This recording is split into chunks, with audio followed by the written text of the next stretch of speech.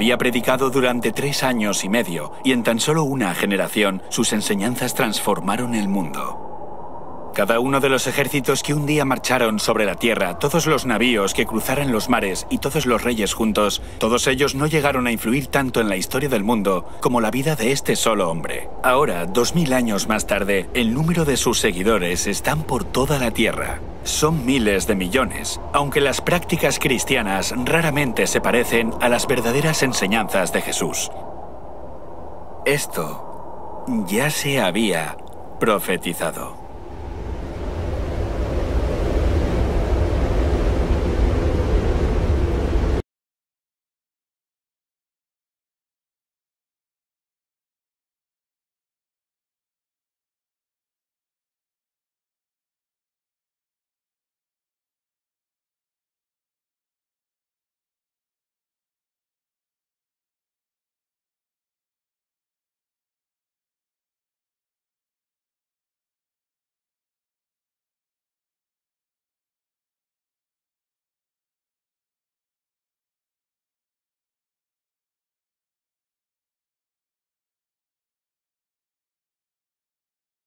Comenzando con los reinos y gobernantes durante la historia del mundo, hasta los hombres y mujeres que se levantaron para luchar por aquello en lo que creían. Esta es la historia del cristianismo, la búsqueda de la verdad y el pilar que sustenta la fe de millones de personas.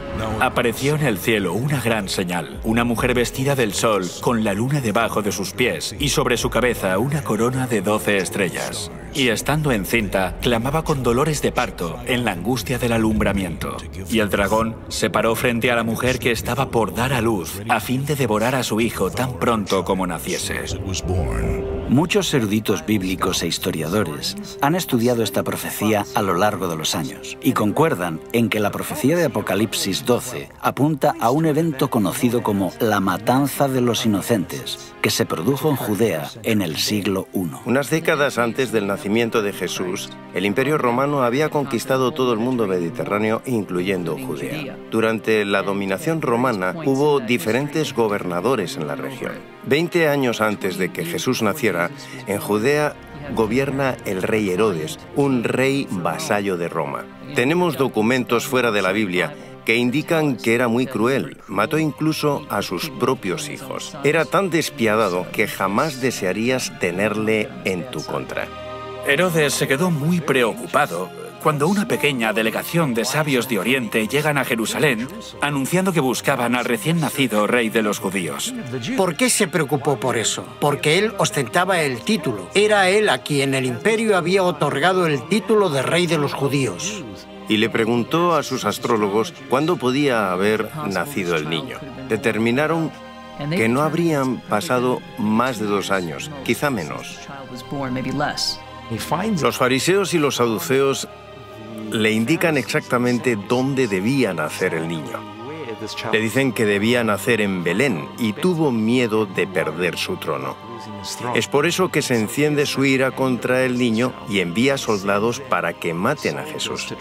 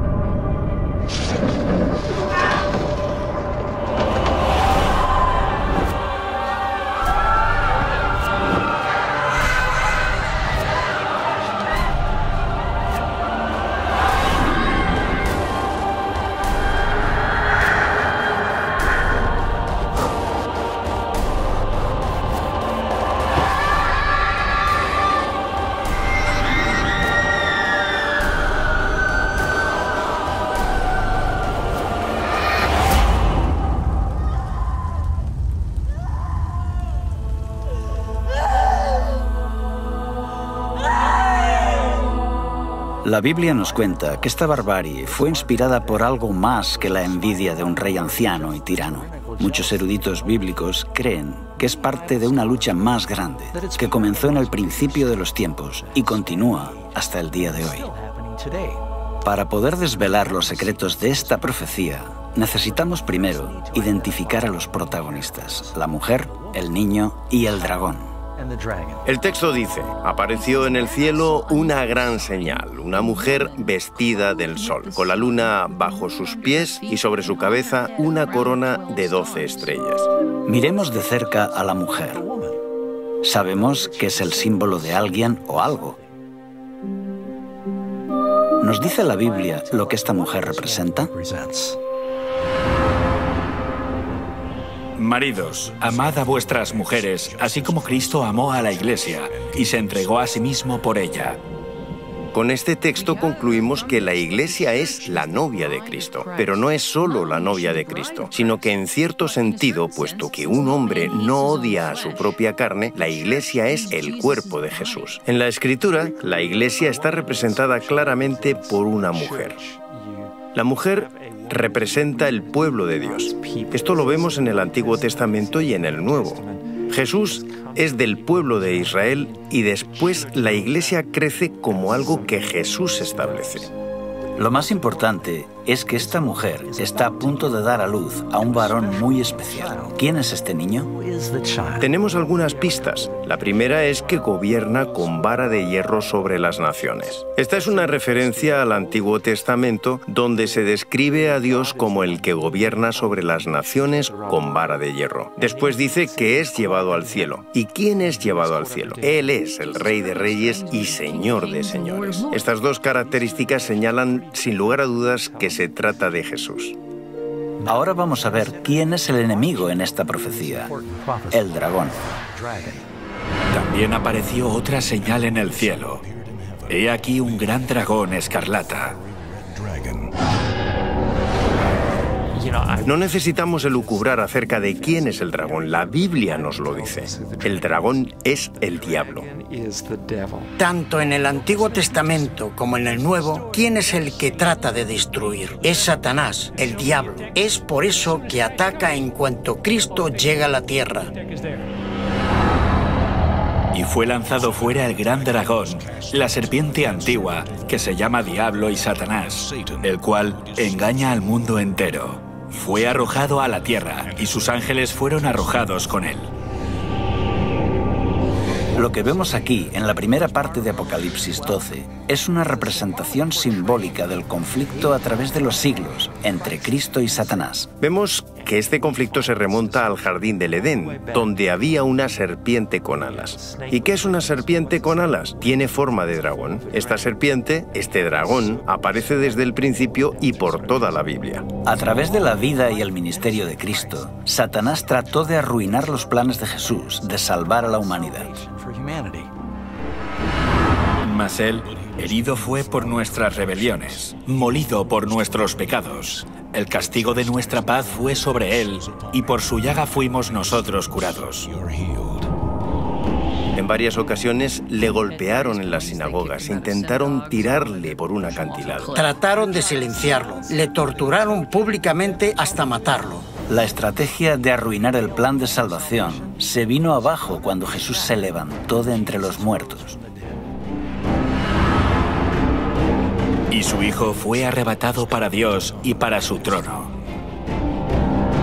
Con el Hijo de Dios fuera de su alcance, el diablo dirigió toda su furia a los seguidores de Jesús, los nuevos cristianos. Primero, lo hizo utilizando el poder cruel del Imperio Romano. Y cuando vio el dragón que había sido arrojado a la tierra, persiguió a la mujer que había dado a luz al hijo varón. Los cristianos eran una minoría perseguida y no eran reconocidos por el Imperio Romano. Hubo una serie de persecuciones, algunas de ellas muy fuertes. Una de las funciones de la religión en el Imperio Romano era la de asegurar el bienestar del Estado. Creían que si se adoraba correctamente a los dioses, ellos favorecían al imperio, pero la ira divina se cernía sobre el imperio si no se les adoraba de la forma apropiada. No quieren hacer sacrificios a los dioses. En ese momento el propio emperador era también un dios. Se convirtieron en el chivo expiatorio. Si algo va mal, posiblemente es porque los cristianos rehúsan venerar a los dioses como se requiere. Por supuesto tienen que castigarlos, y con frecuencia esto significa la muerte. La gente creía que los cristianos practicaban la inmoralidad cuando se reunían. Había rumores de que practicaban incesto. Los cristianos solían llamarse entre ellos hermanos o hermanas y comían la carne de Cristo. Corrían rumores de que los cristianos comían niños. Así que cuando los paganos escuchaban esto, pensaban en lo peor. Progresivamente los cristianos fueron despojados de sus cargos civiles y militares. Los libros eran confiscados y sus iglesias destruidas. Se les prohíbe reunirse. Todo esto es porque se cree que están afectando negativamente al imperio. Mientras la iglesia primitiva sufría bajo esta persecución devastadora de Roma, las vidas de los cristianos se convirtieron en un poderoso testimonio de la verdad. Mientras los paganos vivían bajo el constante temor de la superstición, los cristianos se enfrentaban a la tortura y la muerte con una paz sobrenatural. Nerón los puso como comida para los leones. También se les ataba a unos pilares y se les ponía resina. Les prendían fuego como si fueran antorchas humanas, y así podían proseguir las festividades durante la noche. Los desmembraban, los partían en dos, eran asesinados por los gladiadores. Inventaron todo tipo de torturas para librarse de los cristianos. Al enfrentarse de forma dolorosa a la muerte, a menudo cantaban y estaban alegres. Mientras miles de cristianos pagaban la pena máxima por su fe, sus oraciones y su sangre eran como semillas para que otros se convirtieran. Las personas estaban tan impresionadas con sus muertes que la reacción inmediata fue: yo también. Así que los cristianos se propagaban como la pólvora. Cuantos más morían, mayor número defendía la fe. Quiero enfatizar que la iglesia primitiva se propaga a pesar de los continuos intentos de represión de los extremadamente autoritarios y poderosos emperadores, quienes se pusieron firmemente en contra de los cristianos. Aún así, la iglesia sobrevive. Tertuliano dice que siempre que surge un problema, una hambruna, una enfermedad o una peste, todos dicen: los cristianos a los leones. Como si tan pocos leones pudieran comerse a tantos de ellos. Lo que quiere decir es que no hay forma de destruirlos a todos. Durante este periodo de crecimiento exponencial, los cristianos del Imperio Romano estuvieron literalmente ocultos. Este laberinto de túneles y salas bajo las ciudades de Roma se conocen como catacumbas. Es importante entender qué son las catacumbas. Algunos creen que son cuevas naturales que había bajo la ciudad de Roma y que los cristianos utilizaron. Salvo raras excepciones, las catacumbas no eran cuevas naturales, sino que fueron excavadas por los cristianos. Así que los cristianos hicieron complejos laberintos subterráneos. A veces celebraban allí los servicios donde estaban enterrados los mártires. Por otro lado, es muy significativo el hecho de que enterraran allí a sus muertos. Los cristianos creían en la resurrección del cuerpo. Esta creencia cambió con el paso de los siglos, pero sabemos que los primeros cristianos creían que su cuerpo sería resucitado. Por eso optaron por enterrar a los muertos en lugar de incinerarlos. Así que, si se les veía enterrando a los muertos, sobre todo durante las intensas oleadas de persecución, era como decirle a la policía que viniera a investigarme porque puedo ser un cristiano. En el año 306 llega al poder un nuevo emperador y la situación de pronto cambió.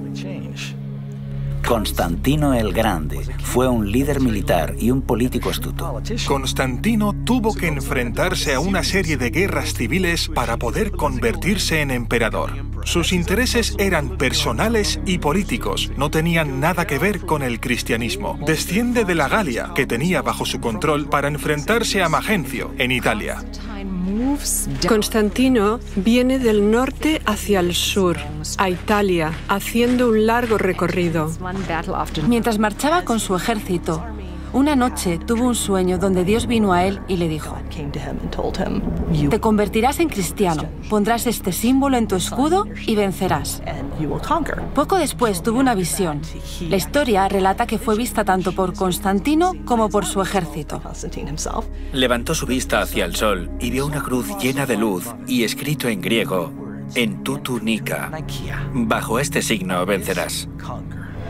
La historia de que había tenido este sueño aparece en una etapa relativamente temprana. Es descrito por Eusebio. Se encuentra en diferentes fuentes con diferentes versiones, pero parece que Constantino sí que dijo: he tenido este encuentro divino y un ángel me ha dicho que gracias a la señal de la cruz venceré. Constantino mandó pintar los escudos de sus tropas con el símbolo cristiano.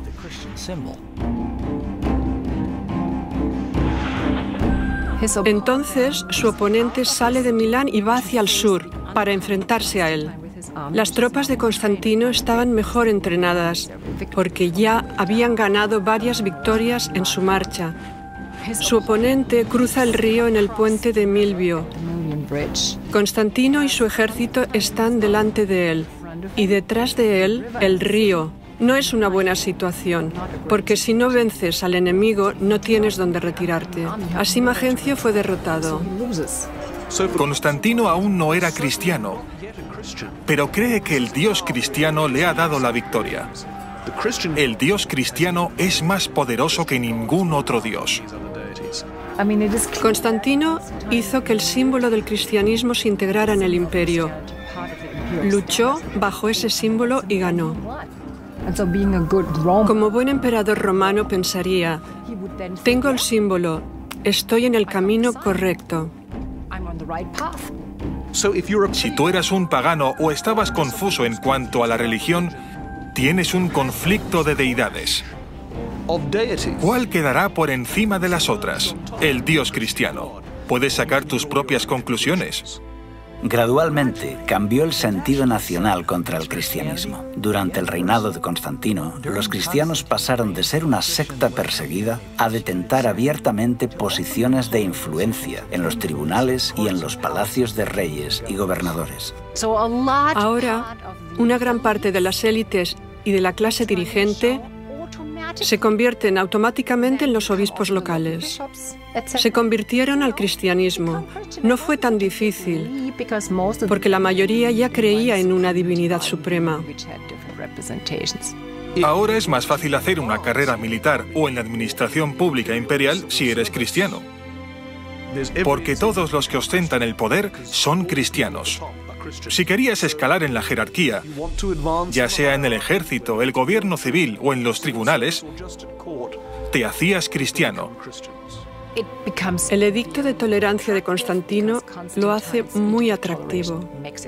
Constantino puede proclamar su título de El Grande, ya que cambió la historia del mundo e hizo que el cristianismo, que hasta entonces había sufrido sangrientas persecuciones, se convirtiera en la religión del Estado. Y como todos en el Imperio Romano entraban a formar parte de la Iglesia cristiana, traían con ellos muchas de sus antiguas creencias y prácticas paganas. Ahora que el cristianismo había alcanzado la legalidad, un amplio número de miembros de las élites lo ven muy atractivo en las siguientes generaciones. La población cristiana aumenta un 10%, luego un 15%, un 25%, pero sobre todo aumenta en las élites.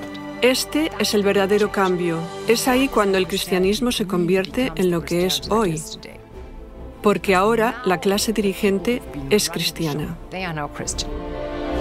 Con el tiempo, los líderes de la Iglesia comenzaron a vestir sotanas majestuosas y a realizar ceremonias extravagantes que habían formado parte de las religiones paganas. En lugar de los sencillos mandatos de Dios, comenzaron a enseñar supersticiones y tradiciones humanas. Ahora, en lugar de que la Iglesia cristiana convirtiera al mundo pagano, los paganos estaban convirtiendo a la Iglesia.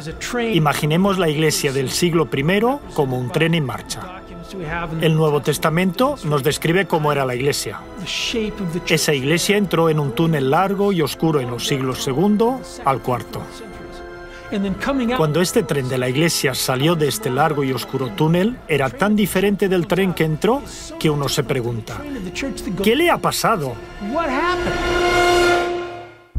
En el año 391, por orden del emperador Teodosio I, el cristianismo se convirtió en la religión oficial de Roma. La adoración en los templos paganos fue declarada ilegal y todas las prácticas paganas cesaron. Se está intentando cristianizar el imperio. Se quiere cristianizar la cultura pagana existente. Las antiguas basílicas eran en realidad templos paganos. Simplemente ponían una cruz encima y pintaban escenas de santos, héroes y mártires bíblicos. Los cristianos estaban determinados a apoderarse de los templos paganos. Un líder notable de la Iglesia escribe sobre esto en un tratado que ha llegado a nosotros. Refuta los ataques de los paganos en contra del cristianismo.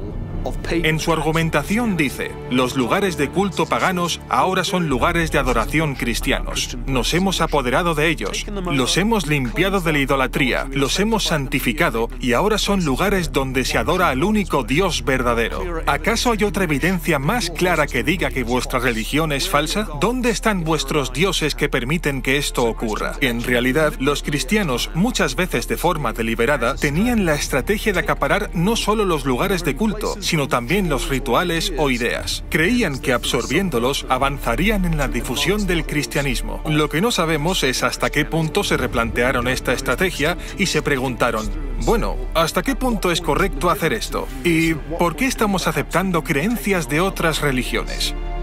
La velocidad con que la iglesia primitiva cayó en la apostasía te deja atónito.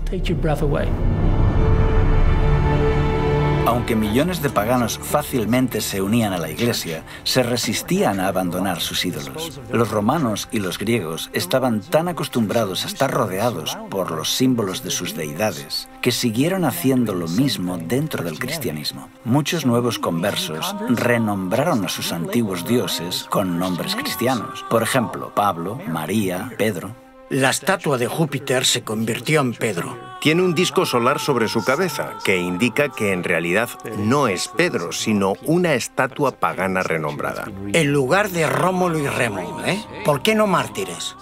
Los grandes mártires, Cosme y Damián, ¿no? Las representaciones de Isis, que aunque Grecia la había asimilado como propia, en realidad era una diosa egipcia, se convierte en la representación de María con su hijo.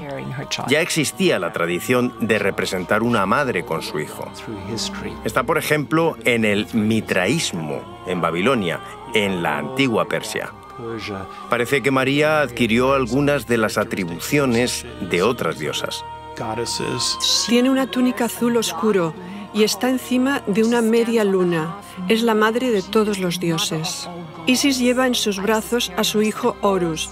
Esta imagen recibe un nuevo nombre, el de María con el niño Jesús. El dios Hermes se convierte en la representación de Cristo como el buen pastor. Asclepio es la imagen que sirve de modelo para muchas representaciones de Jesús. Un dios joven y vibrante, con el pelo rizado y barba corta. Pronto las estatuas de los santos y de Jesús comenzaron a adornar las iglesias. A pesar de que Dios prohíbe claramente esta práctica en los 10 mandamientos, la gente continúa venerando y rezando a estos ídolos. No te harás imágenes, ni ninguna semejanza de lo que esté arriba en el cielo, ni abajo en la tierra, ni en las aguas debajo de la tierra. No te inclinarás a ellas, ni las honrarás. Este último punto está relacionado con la veneración a María, la madre de Jesús. Si bien es cierto que María fue una mujer fiel y honrada por ser la madre de Jesús, en ningún lugar de la Biblia se enseña que deba ser divinizada o adorada. María siempre fue muy importante en la historia antigua de la cristiandad, pero en la Edad Media fue elevada a un rango de semidiosa. Creían que la Virgen María podía interceder por los culpables seres humanos ante su Hijo, totalmente virtuoso, justiciero y censurador. Es una imagen extraña, pero así es como lo muestra el arte religioso de la época. La Biblia no venera a María como a alguien más allá de lo humano. La muestra como una mujer pura y maravillosa que fue usada por Dios para dar a luz al Mesías. Sin embargo, en el Concilio de Nicea, en el año 325, la Iglesia elevó a María al rango de diosa y comediadora con Cristo. Incluso en una fecha tan temprana como finales del siglo IV, ya se dedicaban iglesias a la Virgen María. Pero tristemente, estos no fueron los únicos errores que se introdujeron en este periodo. En época apostólica, el bautismo era una ceremonia sagrada reservada solo para aquellos que tenían suficiente edad como para tomar una decisión racional y entregarse a Cristo. Era un testimonio público de que aceptaban a Cristo y su perdón. El bautismo, literalmente, representa morir y enterrar al viejo hombre y resucitar a una nueva vida en Cristo.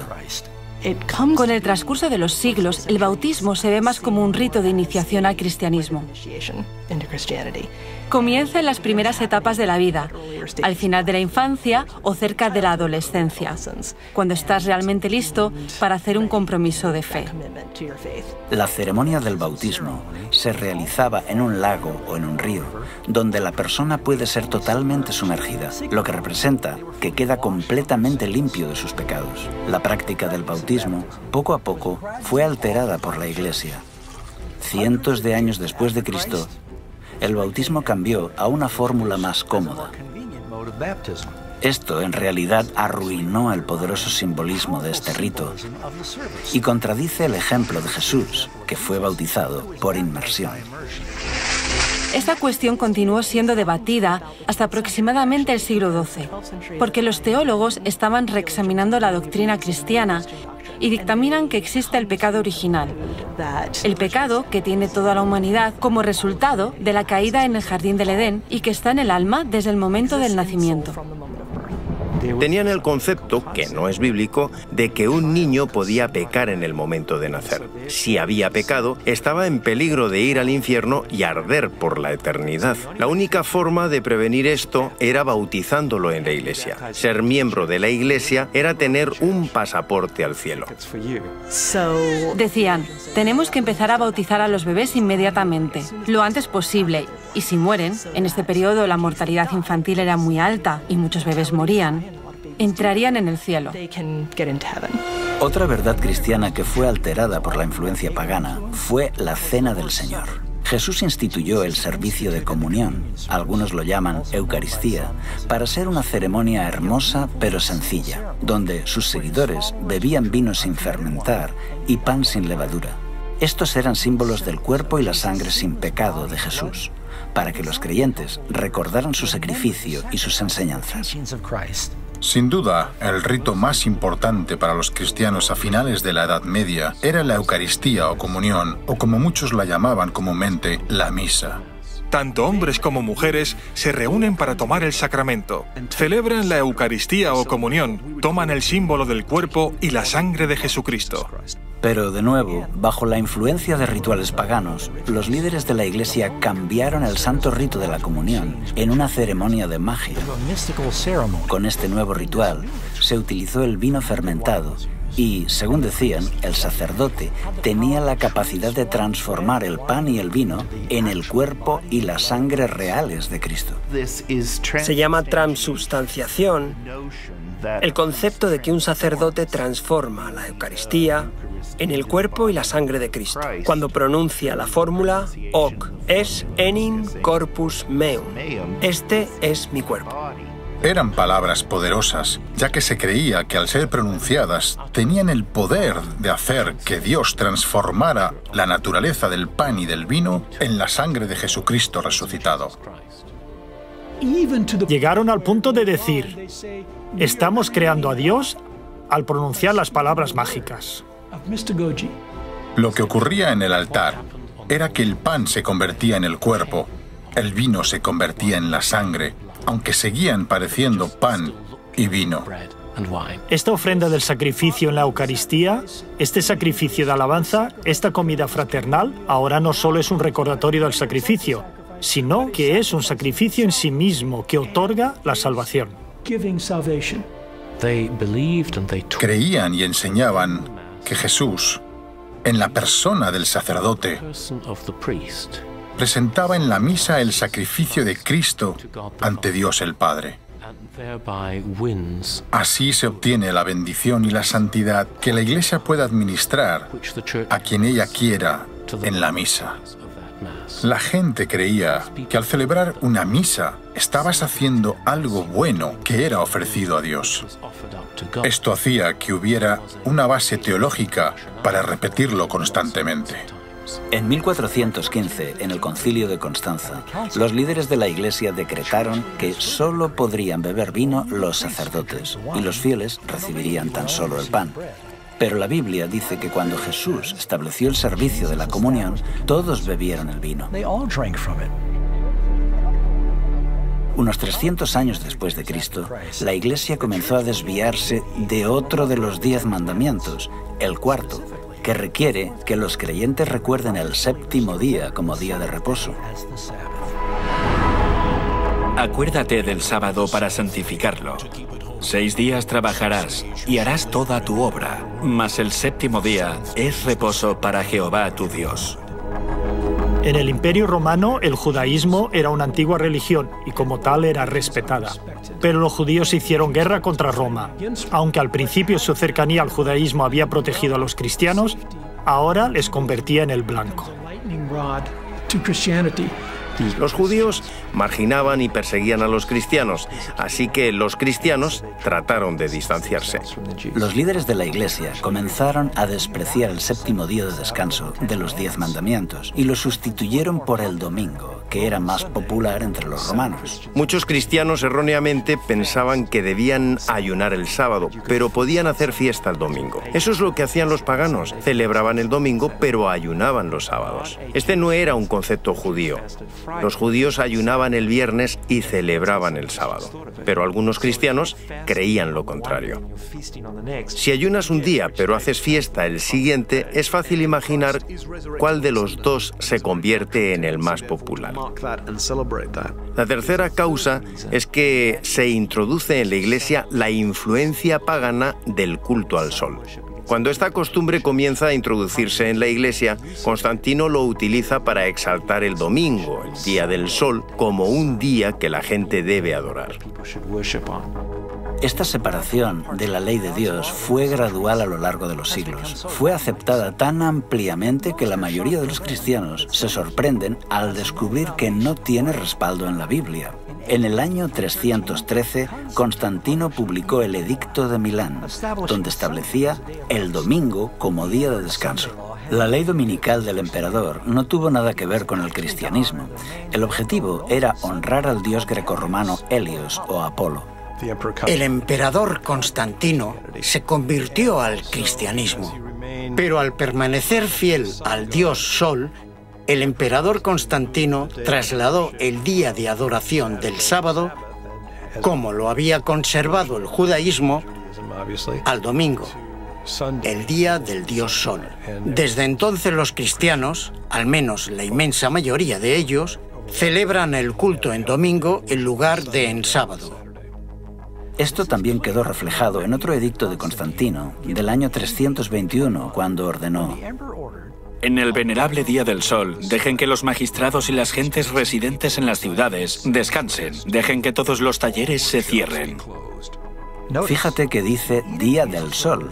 Además, está documentado que Constantino el Grande hizo una ley para todo el imperio, decretando que debía guardarse el domingo como día de descanso.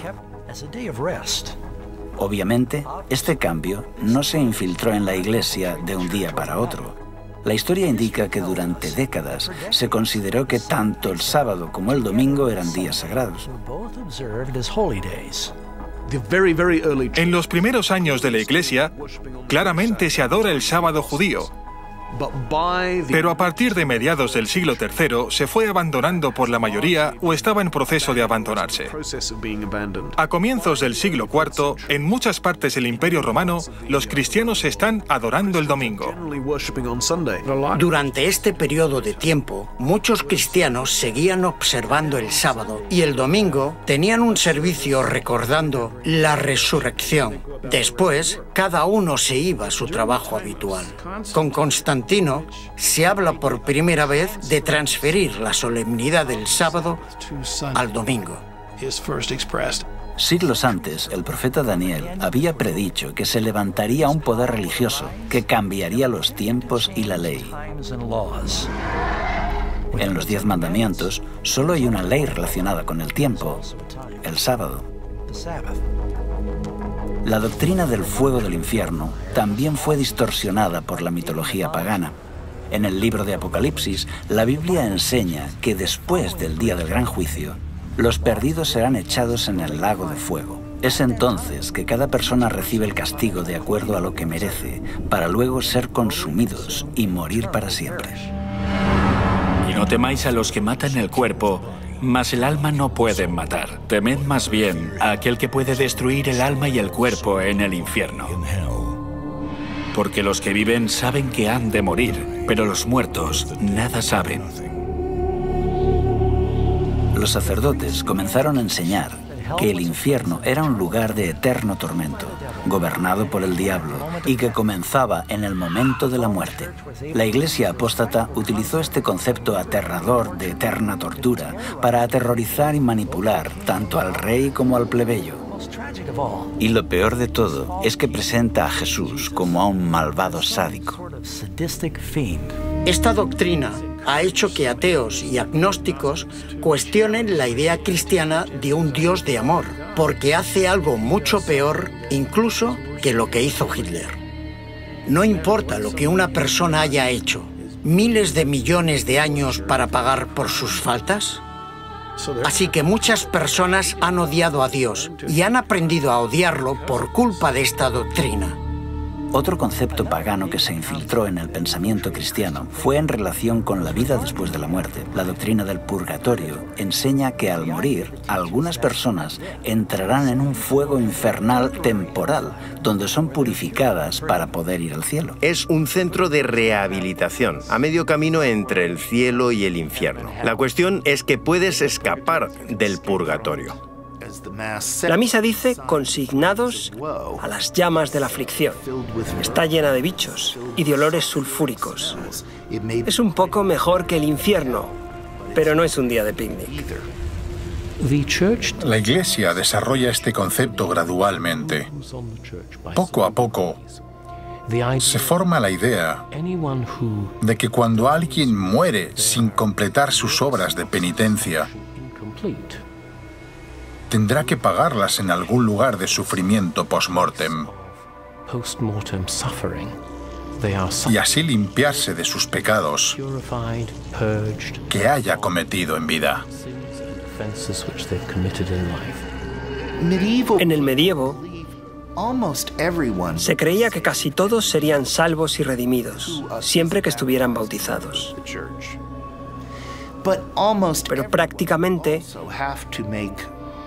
todos tendrían que hacer penitencia en el purgatorio por los pecados que habían cometido y que no habían confesado. Así que el objetivo era reducir el tiempo de estancia en el purgatorio. Muchas personas confunden el purgatorio con el infierno. Algunos creen que se puede salir del infierno.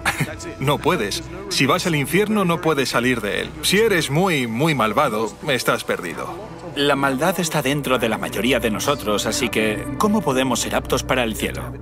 Necesitamos hacer una purga de todo lo malo. Es de ahí de donde viene la palabra purgatorio. La mayor parte de los cristianos creían que sus familiares estaban sufriendo en el purgatorio. Y el purgatorio no es un lugar agradable. Estás allí durante miles de años. La idea de un purgatorio existe desde hace siglos, antes del tiempo de Jesús. Escritos de Platón, a comienzos del siglo IV a.C., han ayudado a esclarecer de dónde vino este concepto de purificación mediante castigo. Pero en realidad no se consideraba que el purgatorio fuera un lugar real hasta siglos después. Los teólogos elaboraron la doctrina del purgatorio entre los años 1160 y 1180 y se aceptó formalmente en el Segundo Concilio de León en el año 1274. La Iglesia entonces ofrece su apoyo a los muertos que estaban en el purgatorio por medio de oraciones y sacramentos, especialmente la Eucaristía. Esto es perfectamente legítimo. La Iglesia cree que está haciendo lo correcto y los fieles parecían estar dispuestos a dar grandes cantidades de dinero para este fin.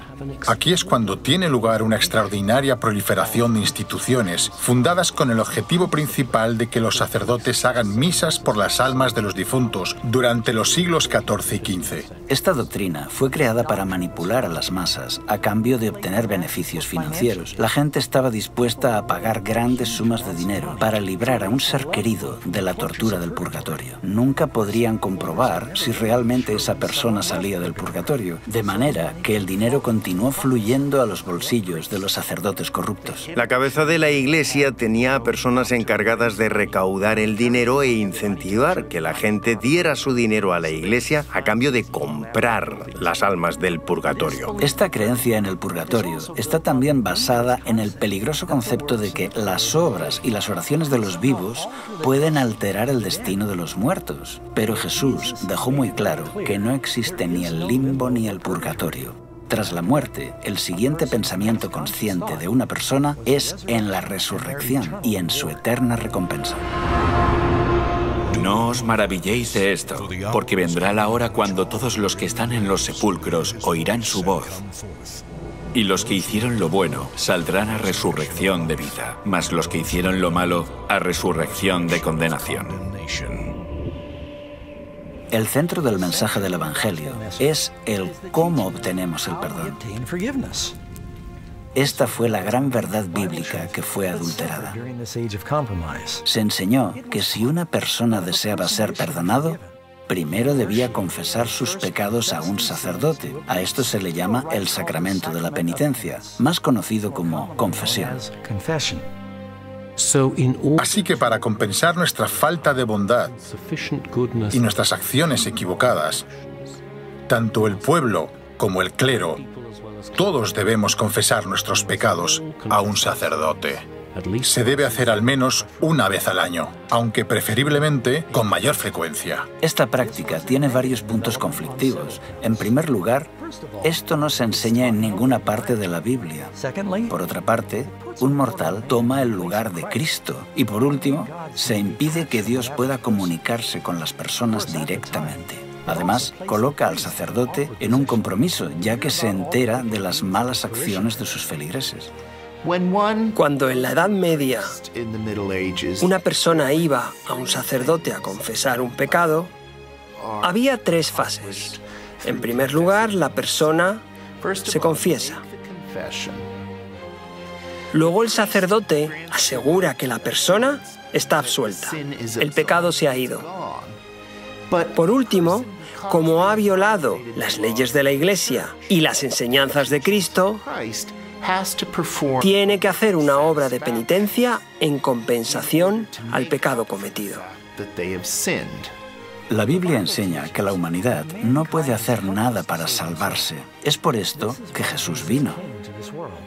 Las Escrituras enseñan que la salvación depende enteramente de nuestra confianza en la gracia y en la misericordia de Dios, que no merecemos. Es un gran regalo que no puede ser obtenido por nuestros esfuerzos ni buenas obras. Incluso nuestra obediencia es el resultado del don de la gracia. La doctrina del Nuevo Testamento de la salvación por la fe es hoy ampliamente comprendida y aceptada, pero en la época oscura de la Edad Media era fácil convencer a las masas analfabetas de que tenían que realizar obras para ganar el favor de Dios. Les decían que para que un pecador tuviera la esperanza de apaciguar a Dios, debía pagar grandes sumas de dinero, realizar dolorosas obras de penitencia y una agotadora peregrinación. Esto también incluye la necesidad de recitar oraciones repetitivas como un requisito para obtener el perdón. 40 Ave Marías, 10 Padre Nuestros, poner una moneda en la colecta. En las religiones paganas del mundo, la idea de oraciones o cantos repetitivos no es nueva. Se creía que se podía apaciguar a los dioses con el constante eco de las oraciones o usando palabras mágicas especiales. Jesús claramente nos previno en contra de esa forma de oración. Y orando, no uséis vanas repeticiones como los gentiles, que piensan que por su palabrería serán oídos. Los líderes corruptos de la Iglesia sabían que para mantener su poder sobre el pueblo, necesitaban separarlos de la Biblia, que era lo único que pondría en evidencia sus engaños. Al principio la Biblia no fue apartada de la gente, era accesible. Pero con el tiempo, las personas comenzaron a darse cuenta de las contradicciones y desafiaron al clero. Por eso les convenía que la Biblia no fuera accesible al pueblo llano. Solo los sacerdotes podían interpretar las Escrituras porque mezclaban la Biblia con la tradición. Así que la tradición era la norma para interpretar la Biblia y los únicos que entendían esta larga tradición eran los sacerdotes. Ellos podían leer las Escrituras, pero la mayor parte de la gente común no. Así se aseguraban que la Biblia se interpretara de forma que armonizara con la tradición.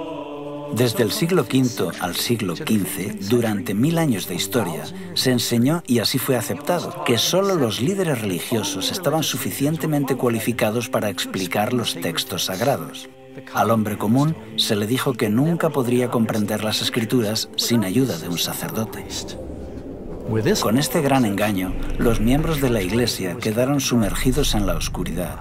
Mientras tanto, la Iglesia, que antes era un baluarte de la verdad bíblica, ahora era una organización política corrupta, adornada con ceremonias espiritistas.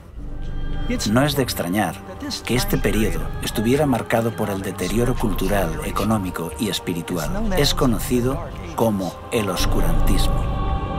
Es trágico ver cómo en tan solo unos siglos la maravillosa luz que había estado brillando por la resplandeciente Iglesia de Cristo se había disipado por tradiciones paganas.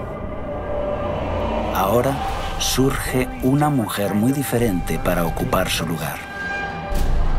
Y vi a una mujer sentada sobre una bestia escarlata llena de nombres de blasfemia, que tenía 7 cabezas y 10 cuernos. Y la mujer estaba vestida de púrpura y escarlata y adornada de oro, de piedras preciosas y de perlas, y tenía en la mano un cáliz de oro, lleno de abominaciones y de la inmundicia de su fornicación, y en su frente un nombre escrito, un misterio: Babilonia la Grande, la madre de las rameras y de las abominaciones de la tierra.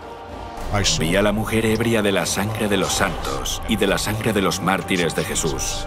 Y cuando la vi, quedé asombrado con gran asombro. En Apocalipsis 17, Juan ve a una mujer y la describe muy diferente a la mujer pura de Apocalipsis 12. ¿Quién es esta ramera sanguinaria? ¿Y qué es la extraña bestia sobre la que está sentada? Si aún no estás sentado, ahora es el momento de que te sientes. Lo que estás a punto de escuchar puede que te resulte impactante. Solo hay un imperio, una iglesia, una institución que encaje con la descripción de esta profecía, la Iglesia Católica Romana. Esto no significa que todas las personas que profesan esta fe sean malas, o que estén perdidos, o que no sean sinceras. Los creyentes católicos son de los más nobles y han hecho muchas cosas buenas a lo largo de la historia. Aquí se trata de una lucha a otros niveles, entre poderes espirituales e instituciones, que combaten contra la verdad de la Biblia. Pero ahora debemos descorrer el velo y ver las evidencias de forma objetiva. En Apocalipsis 17:1 observamos que esta mujer ramera se sienta sobre muchas aguas. Por suerte para nosotros, el ángel nos explica el significado de este símbolo en el versículo 15. También me dijo: las aguas que has visto donde la ramera se sienta son pueblos, muchedumbres, naciones y lenguas. Así que la mujer reina sobre una civilización densamente poblada. Posiblemente has escuchado en alguna ocasión la frase: todos los caminos llevan a Roma. Durante el apogeo de su imperio, los romanos habían construido una red de carreteras de casi 100.000 kilómetros a lo largo y ancho de sus dominios. Mientras el imperio romano se desmoronaba, la Iglesia de Roma ganaba fuerza. La Iglesia Católica se da prisa por llenar el vacío de poder que quedó tras la caída del Imperio Romano. Cuando a mediados del siglo V, Atila, el rey de los hunos, avanza hacia la ciudad de Roma con su ejército, es el Papa, el obispo de Roma, y no el emperador, quien sale a detenerlo. El papado está buscando tener la preeminencia, tanto en el terreno político como religioso. La profecía también indica que la mujer está sobre una bestia con 7 cabezas y 10 cuernos. Estos son símbolos. Esta criatura representa claramente al monstruo con 7 cabezas y 10 cuernos que acabamos de ver atacando a la novia de Cristo en el capítulo 12. Y es la misma bestia que todo el mundo está obligado a adorar en el capítulo 13. Entonces, ¿qué representan estas 7 cabezas y 10 cuernos? Las 7 cabezas son 7 montes sobre los cuales se sienta la mujer. Y los 10 cuernos que has visto son 10 reyes. Solo hay una ciudad en el mundo que se asienta sobre 7 colinas, una ciudad grande, y esa ciudad es Roma. Así que no hay lugar a duda de que cuando Juan habla de esta mujer, está hablando de Roma. Aquí se puede ver la relación. 7 cabezas son 7 montes. En Apocalipsis 12, 7 cabezas. En Apocalipsis 13, 7 cabezas de nuevo. Aquí se puede ver la relación. Es dentro de la ciudad de Roma llamada la ciudad de las 7 colinas, donde se ubica hoy el Estado Vaticano. Solo hay una iglesia que también es un país independiente y tiene poder político mundial, el Vaticano. Este país, con la población más pequeña del mundo, se estableció como un estado independiente con 44 hectáreas dentro de la ciudad de Roma. Tras los muros de la ciudad del Vaticano, viven menos de 1000 personas. Viven en este pequeño país gobernado por el Papa, quien tiene poder absoluto, ya que él reúne el poder ejecutivo, legislativo y judicial. Embajadores de todo el mundo se reúnen con el Papa y sus representantes buscando la influencia y la orientación de este poder religioso internacional. Incluso las Naciones Unidas se reunieron para escuchar al Papa. Cuando cayó el Imperio Romano de Occidente, el territorio se dividió en 10 regiones principales. Los 10 cuernos representan a los 10 reyes o reinos en los que se dividió la Roma imperial. Los 10 cuernos describen a Roma, que se divide en 10 reinos más pequeños. El catolicismo, a lo largo de la historia, ha dominado muchos reinos. Vemos que la Iglesia dominó el poder político. La mujer está sobre la bestia. Esto indica que durante muchos siglos ella dominaba. Aquí se ve la unión de la Iglesia y el Estado. Los nombres de blasfemia son otro elemento clave de esta profecía, que apunta directamente a la Iglesia Católica Romana. Nosotros ocupamos en la tierra el lugar del Dios Altísimo. Esto pone a un hombre mortal en la posición de Dios. Esta es definitivamente la definición exacta de blasfemia. No pretendo con esto cuestionar la sinceridad de ningún papa en específico, pero la profecía está señalando a su posición, a la institución que representa. La mujer está vestida de colores singulares. Se dice que la mujer tiene colores muy concretos. Ya no viste de blanco. En cambio ahora lleva colores que representan realeza y prostitución.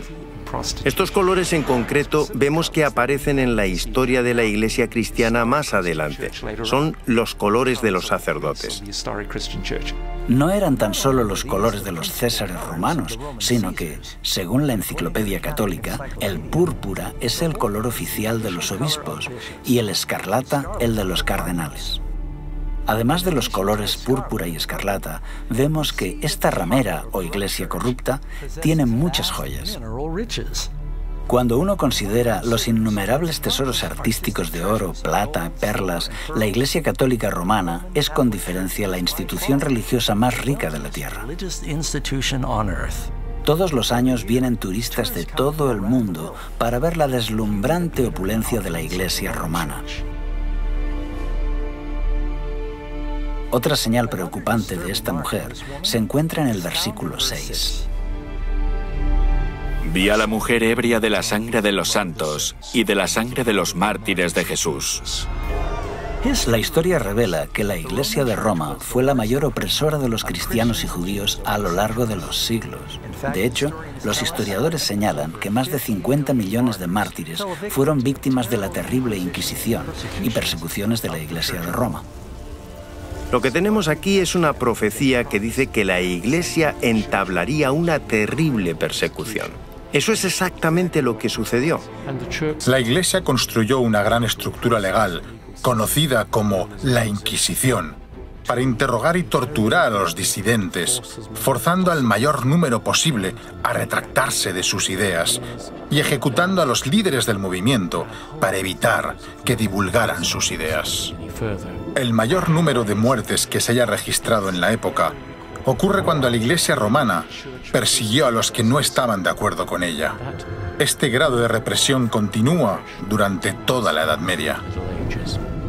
Así que esta mujer o iglesia es un poder opresor que persigue a los verdaderos seguidores de Cristo. Veremos a varios valientes que arriesgaron sus vidas por exponer las influencias paganas corrosivas y por compartir la palabra de Dios en este tiempo de oscuridad espiritual. El pueblo que andaba en tinieblas vio gran luz. Los que moraban en tierra de sombra de muerte, luz resplandeció sobre ellos.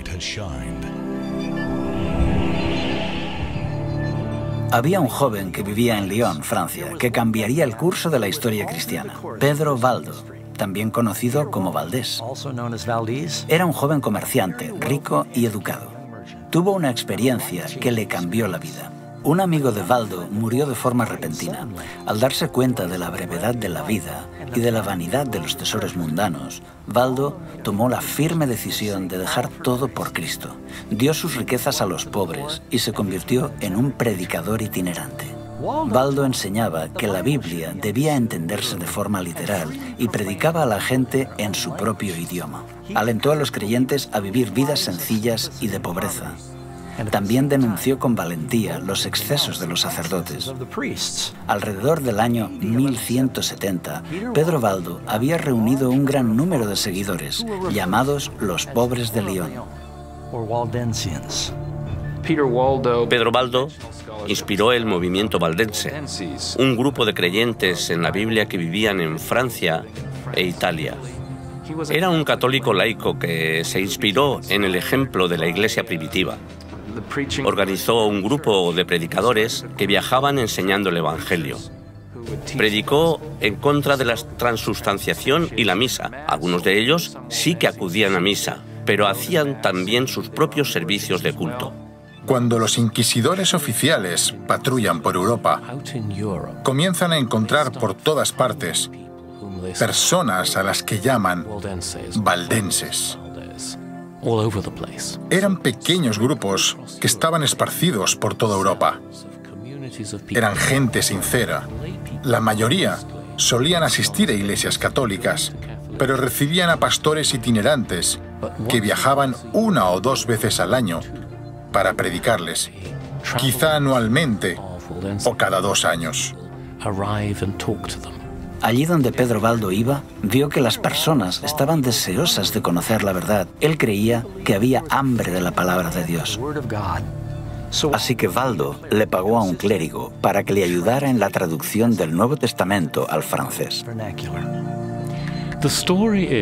En Lyon, Valdo encargó a religiosos eruditos que prepararan una traducción de una porción de la Biblia y de algunos escritos de los padres a la lengua vernácula. Sería algo entre francés y provenzal. Esta tradición de obtener copias de la escritura en la lengua común de la gente parece haber comenzado en las comunidades valdenses. Llevaban consigo las escrituras, actuaban como comerciantes y negociantes y compartían las escrituras con el pueblo. Incluso hay referencias de que enviaban jóvenes a las grandes universidades y escuelas de la región. Allí podrían compartir su fe y comprender la teología de la época y de esa forma alcanzar a una comunidad más amplia. Pero Roma no podía tolerar por más tiempo esa libre circulación del Evangelio entre los campesinos. En 1179, el Tercer Concilio de Letrán condenó oficialmente las ideas de Baldo como heréticas. Más adelante, él y sus seguidores fueron excomulgados. Expulsados de Lyon, los valdenses se refugiaron en los valles altos del Piamonte y en los Alpes franceses. Aquí, cada familia hizo de la Biblia su tema de estudio. Se memorizaron los evangelios de Mateo y Juan y muchas epístolas. Al no disponer de imprenta, se dedicaban a copiar a mano las escrituras. Conocidos por su adhesión estricta a la Biblia, estos predicadores extendían sus enseñanzas por el extranjero, mientras viajaban como vendedores ambulantes.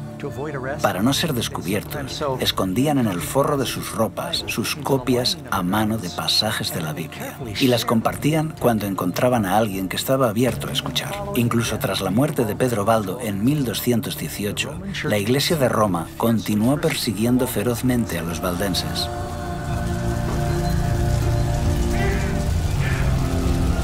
Durante siglos fueron perseguidos y condenados a muerte en diferentes países europeos.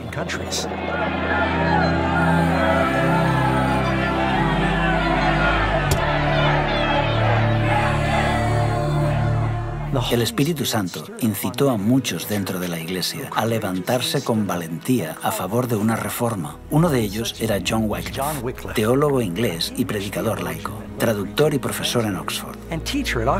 Cuando comenzó a señalar los errores dañinos que se enseñaban a los creyentes, su educación le dio una gran ventaja. Wycliffe nunca quiso ponerse en contra de los líderes de la Iglesia, pero al ver las evidentes contradicciones entre lo que decía la Biblia y lo que hacía la Iglesia, no pudo guardar silencio. Es extraño que alguien como Wycliffe se convirtiera en hereje porque era catedrático de Oxford. Fue educado en la estructura de la Iglesia, pero estaba afligido por lo que veía a su alrededor. Cuando vio que Roma sustituía las Sagradas Escrituras por la tradición, acusó a los sacerdotes de privar a la gente del pan de vida. Creía que la Biblia era una autoridad suprema y organizó la traducción de la Biblia. Tenía seguidores llamados lollardos, quienes iban por todas partes distribuyendo la Biblia y predicando. Creían en la importancia de leer la Biblia. Leían la traducción de Wycliffe y creían en una religión más sencilla, que ya los valdenses y otros habían promovido en el siglo XII. Este era el mayor regalo que podía dar a la gente común. Ningún otro documento ha alterado tanto el curso de la historia como la traducción de la Biblia al inglés. Él presentó algunas de las verdades que después desarrollaría el protestantismo. Sus enseñanzas prepararon el camino para que, siglos más tarde, muchos en Inglaterra aceptaran la Reforma.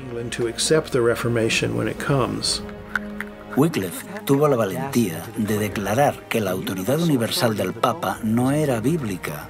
Por eso, el 22 de mayo de 1377, el Papa Gregorio condenó los escritos de John Wycliffe, indicando que sus enseñanzas eran peligrosas para la Iglesia y el Estado. Pero Wycliffe continuó enseñando que la salvación era únicamente mediante Cristo y que eran las Escrituras las que eran infalibles y no la Iglesia de Roma. Con el tiempo, sus escritos y su trabajo de reforma se extendió como una ola, influyendo a millones de creyentes. Se podía leer en cualquier lugar donde hubiera gente instruida y teólogos escolásticos. Viajan por Europa, a Bohemia, e inspiran también a Juan Hus. Hus comparte con Wycliffe su desacuerdo sobre la transubstanciación, el poder del clero y la riqueza de la Iglesia. Hus era muy joven cuando Wycliffe falleció, pero sus escritos tuvieron una poderosa influencia en su vida y su misión. Fue un predicador de Bohemia, profesor en la universidad y por un tiempo fue capellán del rey. Se le confió la tarea de predicar en una pequeña capilla que acababa de ser inaugurada, la capilla de Belén. Igual que Wycliffe, Juan Hus predicó las Escrituras en el idioma del pueblo, una práctica que ahora la Iglesia había prohibido, pues toda la misa se hacía en latín. Predicó en la lengua vernácula. Los bohemios tenían las Escrituras en su propio idioma, a pesar de los concilios de la Iglesia. Es por esto que entra en contacto con las enseñanzas de Wycliffe. Especialmente ataca la transustanciación y la riqueza y el poder de la Iglesia. Caminando un día por la ciudad, Hus vio dos pinturas que dos hombres mostraban a modo de protesta silenciosa. Cada uno de los lienzos reflejaba una escena diferente. En uno de ellos estaba la imagen humilde de Jesús entrando en Jerusalén con sus discípulos. En el otro lienzo estaba la imagen del Papa vestido con ropas ricas y lujosas, transportándose en una litera y seguido por una majestuosa procesión. Las pinturas presentaban el contraste entre Jesús, quien dijo que las zorras no tienen guaridas y las aves de los cielos nidos, pero el Hijo del Hombre no tiene dónde reclinar su cabeza, con el esplendor y la magnificencia del palacio papal y su séquito. Movido por estas imágenes, comenzó a denunciar públicamente el orgullo, la ambición y la corrupción del clero. Sin miedo, hizo un llamado de reforma a la Iglesia. Si había que interpretar las Escrituras según lo que la Iglesia creía, ¿cómo se podían corregir sus errores? No hay nadie que revise los errores. No se puede corregir a la Iglesia. Creo que este es el problema de base, el problema que hizo que la Iglesia comenzara a equivocarse y siguiera equivocándose. Juan Hus fue invitado a Constanza, Alemania, a defender sus críticas a la Iglesia de Roma. Segismundo, rey de Hungría y más tarde del Sacro Imperio Romano, le garantizó un salvoconducto, pero nada más llegar Hus a la ciudad, fue arrestado y puesto en el calabozo en el castillo de Gottlieben. El rey Segismundo estaba muy enfadado porque habían encarcelado a Hus y amenazó al concilio de la Iglesia, pero el concilio convenció a Segismundo de que las promesas hechas a un hereje no eran vinculantes. El 6 de julio de 1415, el concilio se reunió en la catedral después de la misa. Es entonces cuando Juan Hus es llevado a juicio. Se le pidió que defendiera su posición. Mientras lo hacía, afirmaron que había dicho una herejía. Así fue atrapado y condenado por herejía. Los guardias se lo llevaron para ser ejecutado. En el lugar de su ejecución, Hus se mantuvo firme. Mientras subían las llamas, pudo elevar su voz en canto. Al morir, Hus predijo que en 100 años Dios levantará a un hombre cuyo clamor por una reforma no podrá ser reprimido. Martín Lutero creció en un hogar humilde en Mansfield, Alemania. Teólogo, compositor y sacerdote, es posiblemente el reformador más conocido del siglo XVI. Nació el 10 de noviembre de 1483, casi 70 años después de que Juan Hus muriera en la hoguera. Nació en una familia trabajadora, de clase media, y tenía varios hermanos y hermanas. Lutero desarrolló un carácter firme. La familia de Lutero fue hasta cierto punto una familia de grandes triunfadores. Fueron muy estrictos con el joven Martín, según contó el propio Lutero. Querían que su hijo tuviera estudios universitarios. De joven se preparó para ser abogado. Tuvo una experiencia impactante que cambió el curso de su vida para siempre. Lutero estaba atrapado en una tormenta y teme por su vida. Está fuera y tiene miedo de que le alcance un rayo. Los relámpagos caen delante y detrás de él, a un lado y a otro. Lleno de terror, clama y promete que si un santo le salva, se hará monje. Clamó a Santa Ana, la santa de las causas perdidas. Santa Ana, líbrame y me haré monje. Y cumplió su palabra. A pesar de las furiosas protestas de su padre, Lutero dejó sus estudios de Derecho, vendió sus libros y entró en el monasterio agustino de Erfurt. para dedicarse por completo a la vida monástica. Con un anhelo desesperado por obtener la salvación, practicó ayunos frecuentes y largas horas de oración. Vivía de forma muy austera y sus confesiones no tenían fin. Si algunos consiguieran entrar en el cielo por su vida de monje, yo sería uno de ellos. Había un confesor que percibió en Lutero un alma especialmente sensible. Este confesor se dio cuenta de que Lutero necesitaba enseñar la Biblia.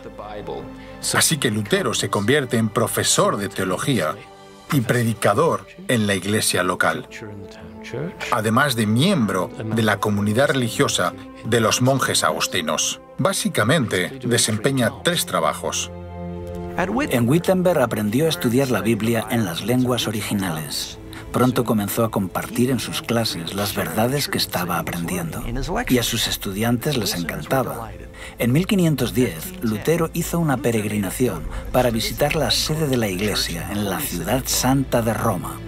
Le repugnó presenciar la terrible avaricia y maldad que vio a todos los niveles del clero. Tenía grandes esperanzas puestas sobre la ciudad santa, pero se derrumbaron al contemplar el estilo de vida decadente de los monjes y sacerdotes. Esto estaba en fuerte contraste con la vida humilde en Alemania, pero su mayor descubrimiento estaba aún por llegar.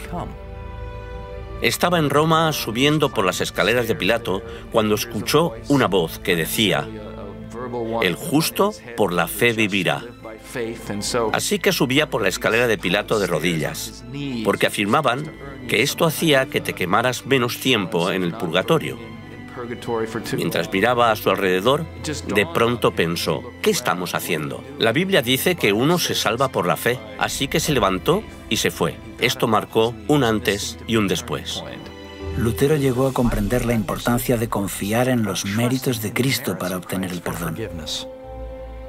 Tras regresar de Roma en 1512, Lutero fue galardonado con un doctorado en divinidades por la Universidad de Wittenberg. Comenzó a predicar valientemente que los cristianos no deben aceptar ninguna doctrina ajena a la Biblia. Este principio de sola escritura será el lema de la lucha de la Reforma. En 1520 presenta una serie de 3 tratados donde explica que las tradiciones de la Iglesia se han corrompido por añadidos humanos y que la Iglesia solo debe seguir el testimonio de la Biblia. Esto es lo que explica el declive de la Iglesia, que la gente perdió de vista la Biblia y la capacidad de leerla por sí misma. Había una barrera entre el pueblo y la Biblia, entre los fieles y Cristo. Cuando Martín Lutero y sus colegas declararon que la Biblia era la única autoridad válida, comenzó el resurgir de la Iglesia. Sola escritura, tota escritura, prima escritura, y hacen que la situación cambie. En la misma época, Roma estaba excavando el suelo para la construcción de la nueva y magnífica Basílica de San Pedro. La Iglesia envió a Alemania a Johann Tetzel para vender indulgencias con el fin de recaudar los fondos necesarios para la catedral. La Iglesia cree no solo que sus servicios y ofrendas pueden ayudar a los muertos, también dice que el jefe de la Iglesia de Occidente, el Papa, gracias a la gran abundancia de gracia acumulada en la Iglesia, puede declarar que los pecados de alguien quedan borrados tras su muerte. Esto es lo que recibe el nombre de indulgencia. La indulgencia plenaria absolvía a la persona de todos los pecados cometidos hasta ese momento y, según decía la Iglesia, aceleraba el proceso del purgatorio, llevando a la persona directamente al cielo. A finales de la Edad Media, la Iglesia está convencida que puede decirle a la gente: si estás dispuesto a hacer una ofrenda a la Iglesia te dará una indulgencia en forma de ofrenda para un familiar, amigo, pariente, ser querido que haya fallecido. Supuestamente ese ser querido escapaba de forma inmediata de las torturas del purgatorio. Esto se hizo una creencia muy popular en los siglos XIV y XV. La gente pedía indulgencias. Lutero descubrió que algunos de sus feligreses compraban indulgencias y se indignó. Cuando la gente vino a él para canjear sus indulgencias, se negó rotundamente a validarlas. Lutero les dijo que lo que tenían que hacer en realidad era arrepentirse sinceramente de sus pecados y abandonarlos. Esto fue lo que forzó a Lutero a entablar una batalla con su amada Iglesia. El 31 de octubre de 1517, Lutero clavó su famosa protesta en la puerta de la iglesia de Todos los Santos de Wittenberg. ¿Qué son las famosas 95 tesis que Lutero clava a la puerta de la iglesia del castillo de Wittenberg? Es una invitación académica al debate. Él anota 95 tesis y lo que básicamente está diciendo es: estas son mis propuestas. Estaban mejor redactadas de lo que uno se puede imaginar porque estaban pensadas para el debate. Las 95 tesis eran solo 95 propuestas sobre las que pretende entablar un debate en la universidad. Esta es una práctica habitual en el mundo académico a finales de la Edad Media. Así que Lutero está realizando un ejercicio estrictamente académico. Es como publicar un artículo en una revista académica de la actualidad. Yo mismo, como historiador, no espero que muchas personas lean mi trabajo. Solamente piensas en alcanzar a un círculo muy estrecho. Así que clava sus tesis a la puerta del castillo de Wittenberg, porque tradicionalmente es allí donde se publican las invitaciones al debate. Así que Lutero no esperaba despertar tanto revuelo. Atrajo la atención de mucha gente, incluyendo la del Papa. Lutero no deseaba despertar la hostilidad de la Iglesia. Él cree que las aceptarán. De hecho, si nos remontamos a los padres de la Iglesia, incluyendo a San Agustín, encontramos en sus escritos muchos puntos que concuerdan con lo que Lutero decía. Así que Lutero esperaba que la gente dijera: «Oh, genial, gracias por aclararlo». Tal vez fue un poco ingenuo, pero posiblemente es el resultado de su formación académica. Él no pretendía ni mucho menos empezar un nuevo movimiento. Pero lo que en realidad sucedió es que la Iglesia no aceptó lo que Lutero tenía que decir. Se emitió una bula papal. La bula es un decreto de la Iglesia. En ella se condenaba a Lutero y sus escritos y declaraba que debían ser quemados. La bula fue enviada a Wittenberg, donde, en lugar de quemar los escritos de Lutero, Lutero reunió a un gran número de personas y quemó la bula papal. La quema de la bula papal fue un duro golpe. Se había desafiado a Lutero y él había respondido. Lutero dice: «Vale, tú me condenas a mí, pero yo te condeno a ti, porque lo que aquí está en juego es la verdad. Así que, si la Iglesia condena la verdad bíblica, entonces la Iglesia debe ser el anticristo. Es así como él la llama». Claro, cuando llamas a alguien el anticristo, es bastante difícil llegar a un acuerdo. Así que el emperador alemán organizó una audiencia donde acudieron todos los príncipes y sacerdotes importantes. Es la Dieta de Worms. Aquí acudieron representantes de todos los príncipes, nobles y ciudades libres del imperio. Lutero tiene la esperanza de poder debatir. La Iglesia sabe que Lutero es muy elocuente y no van a darle la oportunidad de hacerlo. Le colocaron en medio de la sala, le mostraron sus libros y le preguntaron dos cosas. ¿Estos libros son tuyos? ¿Y vas a retractarte? ¿Rechazas las doctrinas que has escrito en ellos? No respondió inmediatamente. Dijo: «Sí, son mis libros, pero en ellos hay muchas cosas escritas y necesito tiempo para pensarlo». Casi pierde sus nervios, pero logra controlarse y al día siguiente viene y comienza a jugar con las palabras. Cuando le dicen: «¿Estas son tus obras?» y «¿te retractas de ellas?», Lutero responde: «¿Pides que me retracte de todas mis obras? Todos en la Iglesia están de acuerdo con algunas de ellas. He escrito sobre ciertos males en la Iglesia y muchos en la Iglesia están de acuerdo con esto». Intentan debatirlo, pero las autoridades no van a permitir esto. Dicen: «No, solo responde, ¿te vas a retractar?». Este es un momento heroico, especialmente porque Lutero cree que esto le va a conducir a la muerte.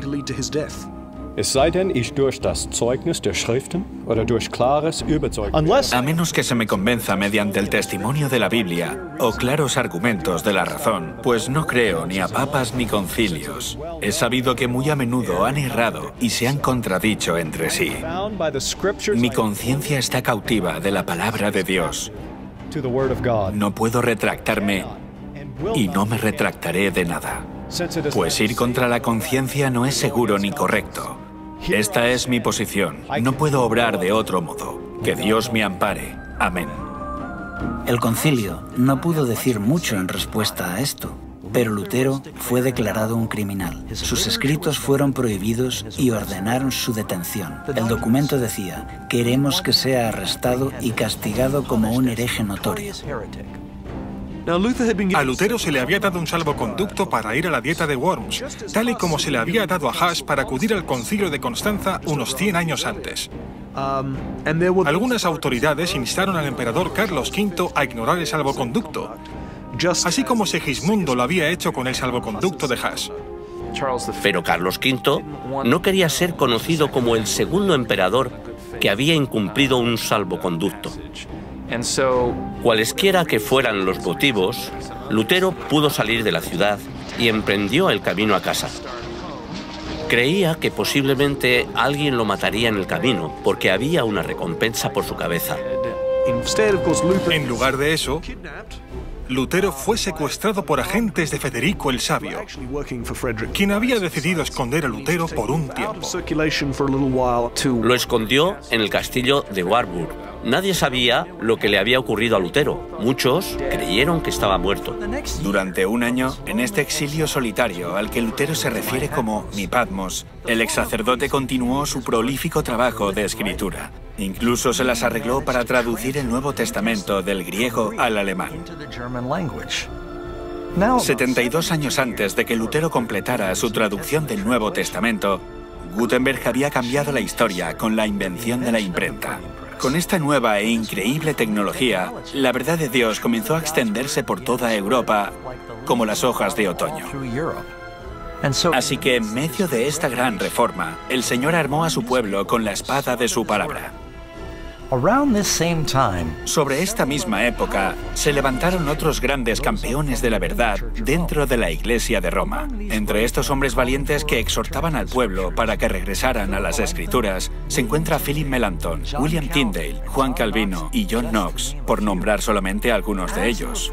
Al tiempo que los reformadores predicaban y la imprenta trabajaba a toda máquina, el pueblo en masa estudiaba la palabra de Dios. Gradualmente, la luz de la verdad comenzó a romper las cadenas de error y la superstición que habían atado a las personas durante siglos. Como un soplo de aire fresco en primavera, Europa experimentó un renacimiento religioso. Y conoceréis la verdad, y la verdad os hará libres. El libro de Apocalipsis también predice que en el tiempo del fin, el dragón, Satanás, intensificará una vez más sus esfuerzos para perseguir a la Iglesia de Dios. Esta Iglesia está compuesta por todos los que guardan los mandamientos de Dios y tienen el testimonio de Jesús. Apocalipsis nos advierte que en los últimos días se creará una falsificación de la Iglesia muy convincente que adulterará la verdad de las Escrituras. Jesús advierte que el dragón engañará al mundo entero. Porque se levantarán falsos cristos y falsos profetas, y harán señales y prodigios para engañar, si fuese posible, aún a los escogidos. Poco tiempo después de este engaño final, Cristo volverá.